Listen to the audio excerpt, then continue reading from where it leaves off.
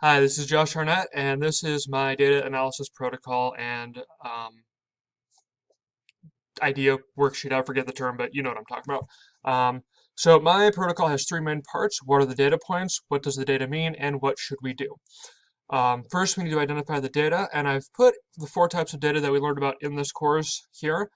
Just as a reminder to myself and anyone participating, these are the types of data that we can look at. And of course, if there are other types of data we want to look at, we can do that too. But these are just ideas of things to look for. Next, we look at what does the data mean. Um, we got the data, now we need to interpret it, draw meaning. Conclusions need to be supported by multiple data points, which I feel like has been a big takeaway for me from this course. Use multiple types of data.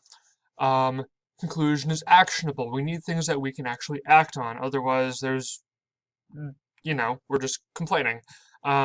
Flaws and unknowns, identifying any flaws in interpretation and anything that we don't know, which leads directly to additional data that will improve understanding.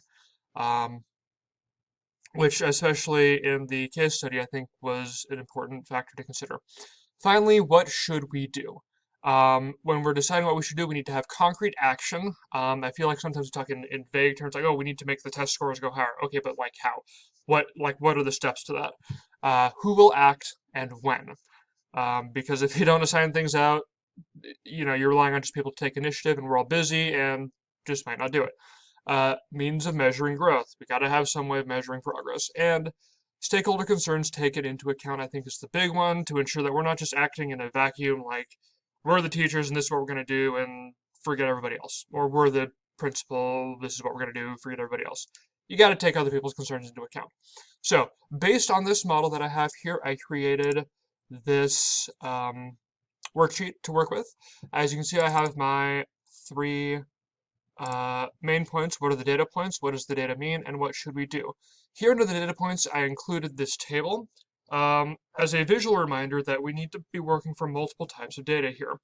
Not necessarily all four need to be used in every situation, but we need to look, we need to try and find these things.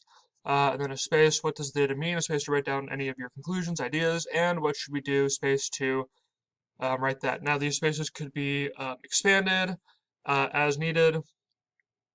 I wanted to keep it all on one page for this presentation, but those are my thoughts. That's my idea. Hope you enjoy it.